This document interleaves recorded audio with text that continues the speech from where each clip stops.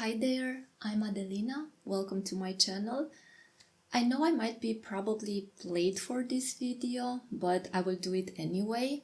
So today I'm gonna be sharing with you some of my favorite books from the first half of the year, and I actually have them right here. It's these 5 books. I think I read around 17 books in these first 6 months of the year, and these 5 kind of stuck with me. Now, several weeks and months later, I'm still thinking about them. So I thought it's worth talking about what I liked about them. And before I do so, I would like to say that there are different criteria that can influence me in liking a book. Of course, there are the objective ones, or sort of objective. I don't really think that we can be 100% objective, but such criteria can be like how well we feel that the book was written, if it has great prose or dialogue, if the plot develops and rounds up well in the end, if the characters are multidimensional rather than being flat and boring. I think that nobody really likes a flat character, right? But when I say I truly liked or even loved the book, besides what I've just mentioned, I really think about what it gave me, so what I took out of the book, and how it made me feel. You will see that I have several different genres in this video today, and there are different reasons why I chose these books. Okay, without any further introduction, let's start with the first book. And I will talk about them in chronological order, starting with the oldest that I read. And I have here A Gentleman in Moscow by Amor Towles. I have a local copy of it, and I think that the translation worked quite well. I'm a little bit surprised at myself that I put this book on hold for so long, because I don't know, I had it in my library and I was just postponing it. But the book that really convinced me to give this one a try was Lincoln Highway by the same author, which I solely bought because of the cover and the title, and it did not disappoint me one bit. I really fell in love with the writing style of Amor Towles, and I decided to read this one that was already quite praised in the community. So the book is about a Russian aristocrat, Count Alexander Ilyich Rostov, who in 1922 is sentenced to house arrest by the Bolshevik tribunal in none other than the Metropole Hotel from Moscow. Interesting fact is that the Metropole Hotel is a real hotel in Moscow, but this is a work of fiction, despite any resemblance to reality. It is actually a historical fiction that follows our main character through several decades of Soviet Union domination. And I am a keen reader of historical fiction. And I like to remember and discover events that you usually read in history books or learn in school. And the fact that I come from a country that was right at the border with the former Soviet Union made this book even more engaging for me. I could really feel and understand the mark that the Soviet Union has made on Eastern Europe and beyond. I will not praise the story or the characters. I think that it is implied that this book has it all. But what I really think that makes this a great book is the meaning it has. And of course that this meaning can vary from reader to reader. I know for a fact that a lot of people read it during the pandemic and found great comfort in it, since the main character is basically living isolated from the rest of the world. And this is already a good enough criteria. For me, this book is about how a regime can destroy a nation. And I really love the accurate portrayal of how all those people must have felt. And having Count Alexander, an aristocrat that basically had no place in this new world that the Bolsheviks were trying to build, seeing through his eyes how the outside world unfolds and heads undisturbed towards the course it was set to, truly make this book a remarkable read. It's a book about friendship, love, and family despite everything else. And it's also a book about finding meaning and purpose regardless of the people that try to dehumanize you and to reduce your essence to nothing simply because of the threat you represent and the social class you used to belong to. The second book that I have right here is The Secret History by Donna Tartt. Just like with Amor Towles, I was already familiar with the writing style of Donna Tartt, so I was pretty confident that this book would not disappoint me.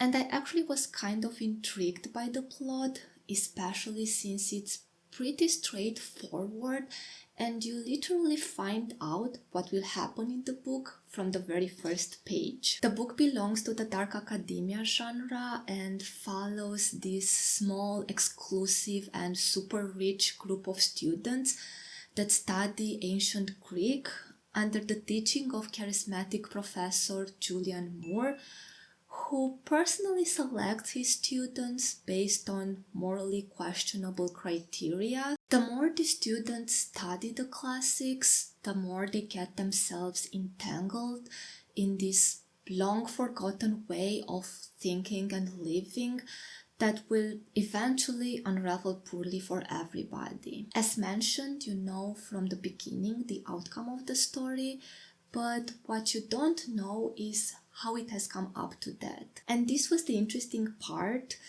the suspense building up, turning page after page and letting myself completely absorbed by the story, by the characters and their shortcomings, by their sophisticated dialogues and the descriptions in between. The book is narrated from Richard Papen's perspective, several years after his time as a student. Despite his financial means, he managed to enroll at this prestigious college and became a part of Julian's studying group. And he describes himself as having this fatal flaw of longing in a morbid way for the picturesque at all costs. And this phrase says it all. The Secret History is actually a criticism of living for appearances and trying to be someone you're not just for the sake of importance and appreciation. Having intellectual and philosophical pursuits that would set you apart from the rest of humanity, taking your models from the ancient gods, forgetting any rational thinking and committing atrocities in the name of a bigger cause. We do have such an example in our real history from the mid-20th century, and I think we all know how that ended. Donna Tartt portrays a tragedy at an infinitely much smaller scale, but she really manages to portray the flaws and the consequences of this ruthlessness and evil. Okay, let's move to some lighter things. And the next book on my list is Daisy Jones and the Six by Taylor Jenkins Reid. Now, unlike the previous two books, this one was the first one that I read from Jenkins. And I know it must come as a surprise given how popular her books are, but I really think that this one was a good start for me. And I didn't just choose this book randomly. As a person who thinks that the 70s and the 80s were the golden age of music, reading a book about a band from the 70s was simply the dream. Not to mention that this band is inspired by the famous, or rather infamous, Fleetwood Mac. The book is written in a non-conventional format. It is sort of a transcript of interviews with the band members and people from the music and the media industry. And the aim of these interviews is to portray as accurately as possible a picture of the rise and fall of this super famous band that defined their music era. The interviews are conducted several decades after the infamous split of the band, and the people interviewed are basically speaking out of memory. Now, it is important to point out that you cannot really trust anybody. A lot of years have passed, a lot of grudges were held, a lot of bridges burned. Everybody remembers it a little bit differently. You may read several versions of the same event from different points of view, and some people will try to tell their own truths while omitting others. The reader needs to be very careful and learn to read between the lines to figure out for themselves the real truth. And this is what I absolutely loved about this book. It really keeps you engaged from beginning to end. The book has all you could imagine from those years, and the band is the pure definition of everything we know about the 70s. With this, I go to the next book, which is Tomorrow and Tomorrow and Tomorrow by Gabrielle Zevin. We jump from the 70s to the 90s with this coming-of-age novel where two childhood friends create an empire together, this time in the world of video games. This is the story of Sam and Sadie spent over 30 years, starting with the 80s until early 2000s, and of course with the highlight on the 90s. The two of them meet when they are 12 and 11 years old, and they bond instantly over their common passion for video games, a passion that will eventually transform into this unforgettable friendship that will have its ups and downs throughout the years. When both of them are in college, they create their first video game together, and what follows next becomes history. At just 25 years old, the two of them are rich and famous, running a company together, and Ichigo, their first video game, is a blockbuster. While the book revolves around the world of video games, there is a lot more than that to it. It's an authentic book that explores diversity and inclusiveness, social and political problems, a book that expresses human traits, positive or negative, in the most genuine way. I really loved how Gabrielle Zevin intertwined the present with the past and now and then with the future, using flashbacks for character development. She's very subtle in doing all this, which made the book even more engaging. Worth mentioning is that the title comes from one of the most depressing lines in Shakespeare's Macbeth, and it is incredible how this can be turned 180 degrees. While in Macbeth, the word tomorrow is used to reflect madness, meaningless passage of time, and futility of life, in Zevin's novel it is used to reflect the endless possibilities of every tomorrow, the possibility of infinite rebirth, infinite redemption. And this pretty much sums up a lot that is going on throughout this book. Last but not least, the fifth book that I have for today is I, Robot by Isaac Asimov. Now, I think that for those that like sci-fi, Asimov needs no introduction, and you may not even be that much into this genre and still know who he was. In the last century, Asimov was one of the pioneers of sci-fi writing, and he was a master in the field. Having a degree in chemistry and working as a professor until fully embracing a writer's career, he was a genius in sciences, and you can really get a grasp of that from his books. His writings are often considered the foundation of the science we know today, continuously shaping the understanding and design of artificial intelligence. And I know this may sound unimaginable when you think that this book was first published in 1950. I, Robot is the first book from the Robot series, where the 3 laws of robotics are being established in order to protect human beings from their own creation. And these rules are basically imprinted in the software of each robot. And I will read them to you. A robot may not injure a human being or, through inaction, allow a human being to come to harm. A robot must obey the orders given it by human beings, except where such orders would conflict with the first law.